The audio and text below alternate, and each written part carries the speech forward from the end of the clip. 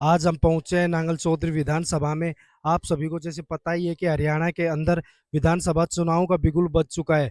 तो इसी बीच हम लोगों की राय लेने आए हैं कि अब की बार ताज किसके सर। हाँ जी भाई साहब, कहने वोट दे रहा है ठीक है। बीजेपी अशोक के कर दियो जो आप उसे નું તો કે ના કર્યું તું બતા દે मंजू चौधरी अपना कांग्रेस प्रत्याशी है। वो उसे नांगल चौधरी विधानसभा में कुछ है ही नहीं।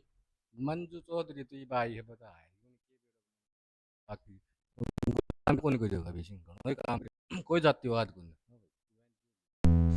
नमस्कार भाई साहब। तो वोट कहने दे रहा है 5 तारीख। बीजेपी अशोक के कर दियो जो उसने वोट देने के लिए आती है। बढ़िया काम करे सारा नहर में पानी आएगो जल स्तर बढ़गो। कांग्रेस तो कह रही है रोजगार देगा ने बिल्कुल भी बात नहीं। ना ना रोजगार दे रखो ना। कांग्रेस कैसे है कि बीजेपी राज में इतना बेरोजगारी बढ़ गई कि लोगों का नौकरी नहीं मिल रही। ना ना ऐसी कोई बात तो 5 तारीख ने कहने वोट दे रहा हो। वो बीजेपी ने ध्यान बीजेपी ऐसो के कर दियो थारे लिए। भाई पानी ले आ रही सब किम करी और क्या करेगो। कांग्रेस से कह रहा है कुछ भी ना करो बीजेपी। वो आगे देखी जाएगी भाई फिर। हम राम राम भाई राम राम।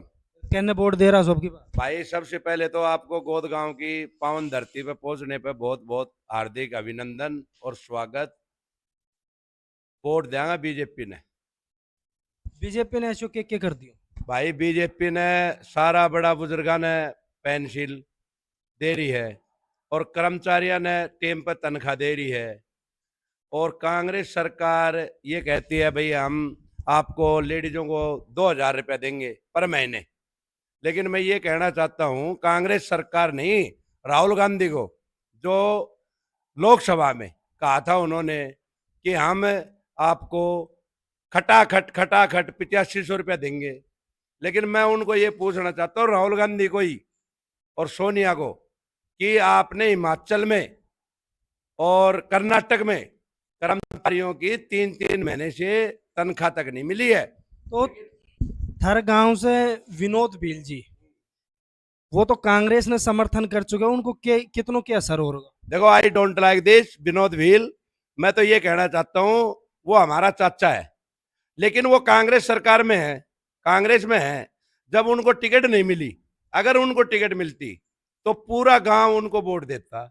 जब आज अगर टिकट नहीं मिली है तो उनका काम ये है जो कांग्रेस की है या उनको वोट देना, जो भाई दे रहा उनको देने दे, उन पे किसी पे प्रेशर ना गिरे। मीडिया माध्यम के बताना चाहता हूँ, छायाकार पत्रकार जो भी आ रहे हैं उनको तो आप यही बात कहते हैं कि अच्छे आदमी को वोट दो। हमारे 10 सालों में काम पहले कभी काम नहीं हुए, इन 10 सालों में इतने काम हुए हैं। नाच का कोठा भर दिया और पानी की धरती माता की धरती में पानी भर दिया गोद में। तो डॉक्टर साहब का जैसे कि गैली गांव में विरोध हुआ, कोरियावास में हुआ, उसको किस नजर से देख रहे देखो कोरियावास में एक मेडिकल हब, मेडिकल कॉलेज वो बनाया है।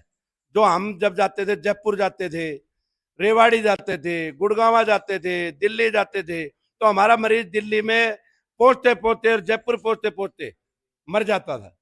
मैं तो यही कहूंगा कि आज हमारे यहाँ कोरियास में मेडिकल वो बनाया है, हब बनाया है, तो हमारा जो भी मरीज है तो यहाँ तुरंत जाएंगे और तुरंत काम होगा। और डॉक्टर अभय सिंह, मेरी सुन लो, एक मैं आपको बहुत बढ़िया बात बताऊंगा।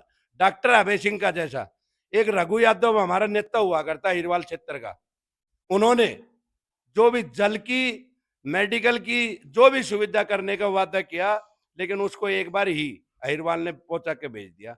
मैं सभी भाइयों को एक बात बताना चाहता हूँ, रघु यादव के सारे जो भी कार्य हुए हैं आज पूरे हो रहे हैं, वो डॉक्टर अभय सिंह है।